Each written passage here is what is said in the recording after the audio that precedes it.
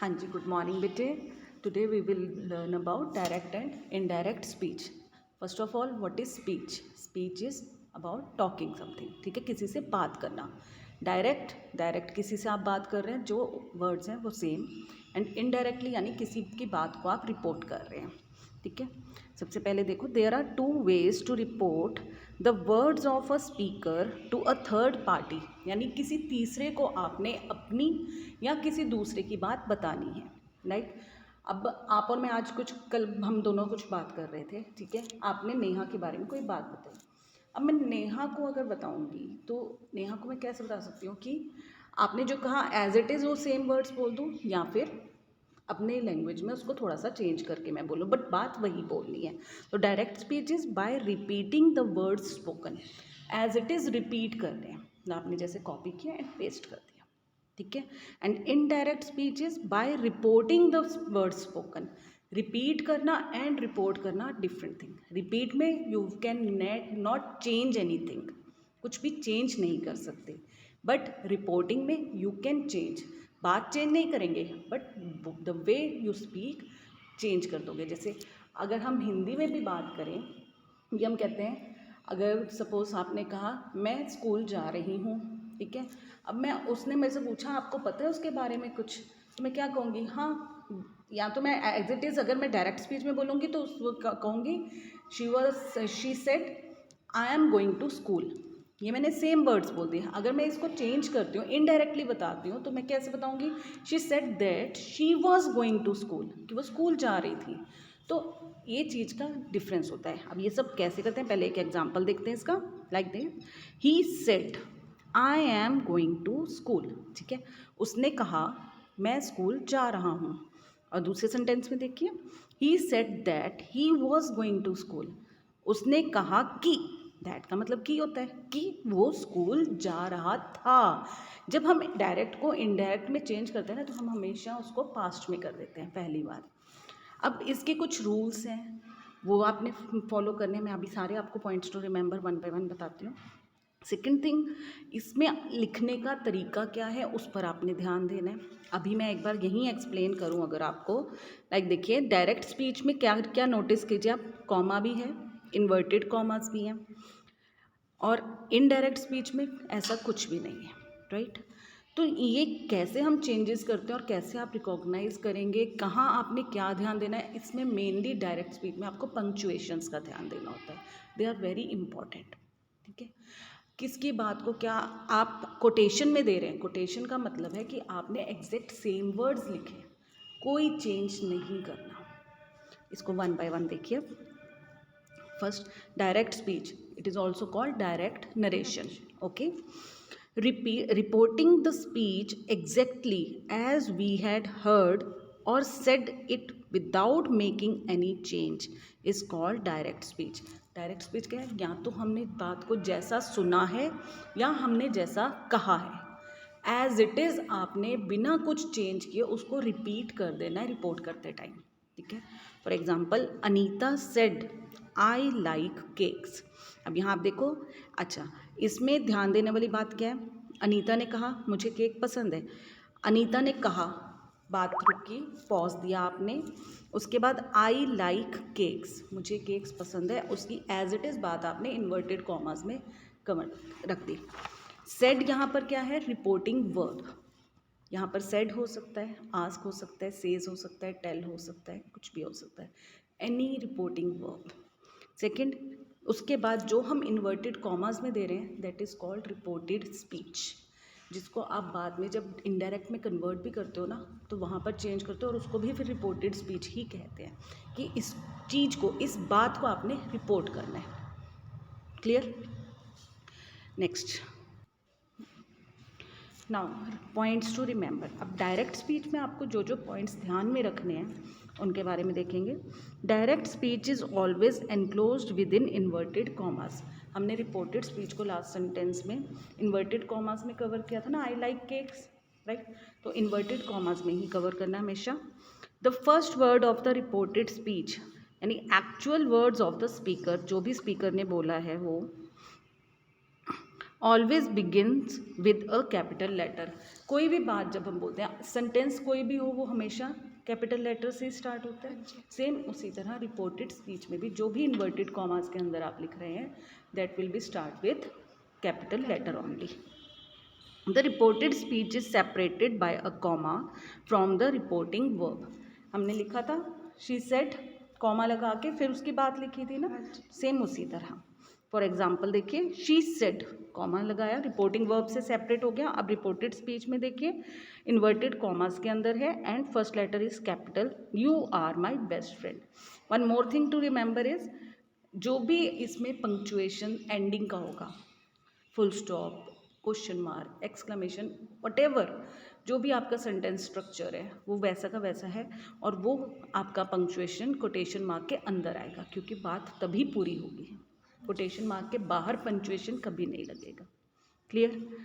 Comma separate two direct speeches and second sentence begins with a small letter. For example देखिए, अगर two sentences हों, I have acted wisely said he in what I did.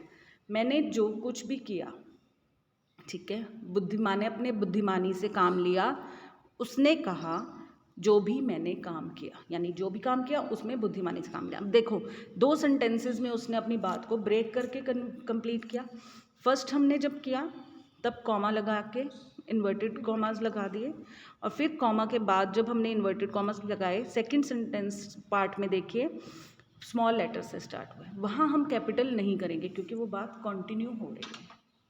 वहाँ capital सिर्फ एक case में आएगा, अगर वहाँ कोई प्रॉपर नाउन आ जाती है या आई लिखना होता है। आई कहीं पर भी आप लिखो तो वो कैपिटल ही लिखते हो। सिंगल जब हम मैं से डिस्कस करते हैं कि मैं लिखना है तो हम कैपिटल लिखते हैं, ठीक है। तो उस चीज़ का the punctuation mark at the end of the sentence whether declarative, imperative, exclamatory, interrogative should be inside quotation marks. ये अभी मैंने आपको ये बात बताई थी कि किसी भी तरह का सेंटेंस हो, वेदर डिक्लेरेटिव कोई भी सिंपल स्टेटमेंट है, इम्पेरेटिव है किसी से आप रिक्वेस्ट कर रहे हो, ऑर्डर पास कर रहे हो या कुछ भी कर रहे हो, कोई एक्सक्लेमेटरी सेंटेंस है, इमोशंस को जो आपके शो करता है, या इंटेरोगेटिव है, कुछ भी आप क्वेश्चन कर रहे हैं, उसका जो भी पंक्चुएशन मार्क है वो इन्वर्टेड कॉमास के अंदर ही आएगा। Clear? Now, indirect speech. Indirect speech is we change the sentence that we had heard or said without changing its meaning and then report it. This is called indirect speech. अभी आपको पहले भी मैंने बताया indirect speech क्या होता है, कि आप रिपोर्ट कर रहे हैं उसी सेम वर्ड्स को जो भी आपने सुने या कहे, बट चेंज करके, ठीक है। मीनिंग चेंज नहीं करेंगे, सिर्फ थोड़ा सा उसमें ऐसे चेंज करेंगे कि बात वही कही जाए but in different way. For example, Anita said that she likes cake. जब हमने डायरेक्ट स्पीच में ये सेंटेंस किया था, हमने किया था Anita said I like cakes, but when we said it in indirect speech तो हमने क्या कर दिया, अनीता सेड दैट, अनीता ने कहा कि शी लाइक्स केक्स, ठीक है, कि उसे केक्स पसंद है। Now points to remember, indirect speech में हमें कौन कौन से पॉइंट्स याद रखने हैं। First is, in indirect speech we do not use the exact words of the speaker. Same वैसे के वैसे वर्ड्स नहीं रखेंगे, बिकॉज हमें इन्वर्टेड कॉमास नहीं लगाने, हमें उसे चेंज करके बोलना है। Inverted commas are not used, ठीक है, बिल्कुल भी यूज़ नहीं करेंगे because we are changing. Reported speech is generally introduced by the conjunction that. Said के बाद जनरली दैट लगा देते हैं, और सेड ही ज़रूरी नहीं है, आपको आगे के क्लासेस में पता लगेगा कि हम लोग क्वेश्चन को रिपोर्टेड स्पीच को ध्यान देते हुए कन्वर्ट करते हैं, और उसके हिसाब से ही हम यहाँ पर रिपोर्टिंग वर्ब को भी समटाइम्स मॉडिफाई करते हैं। Okay, the comma separating the reporting verb from the reporting speech is removed. Comma remove कर देते हैं, उसकी जगह दैट आ गया आपका। The tense of reporting verb is never changed. Reporting verb का टेंस कभी चेंज नहीं होगा, मतलब सेड है, पास्ट में है तो वो पास्ट में, उसको कभी आप से नहीं कर सकते, ठीक है। से है तो से करेंगे, उसको सेड नहीं करेंगे। रिपोर्टिंग वर्ब का टेंस विल नेवर चेंज, और उसी के अकॉर्डिंग हम रिपोर्टेड स्पीच देखते हैं, ठीक है। The question mark and the exclamation mark are not used. ये दोनों मार्क्स यूज़ नहीं होंगे। जैसा भी सेंटेंस है जब आप इनडायरेक्ट में लिखते हैं ये कोटेशन मार्क्स, ये वाले पंक्चुएशन मार्क्स यूज़ नहीं होते। Interrogative, imperative and exclamatory sentences are put as statements. हर एक तरह के हम सेंटेंस को स्टेटमेंट की तरह ही लिखते हैं, डिक्लेरेटिव फॉर्म में लिखते हैं और किसी फॉर्म में नहीं लिखते। The first and second persons use in direct speech are converted into the third person. ठीक है, फर्स्ट पर्सन आई को, सेकेंड पर्सन यू को, वी को हम लोग चेंज कर देते हैं थर्ड पर्सन।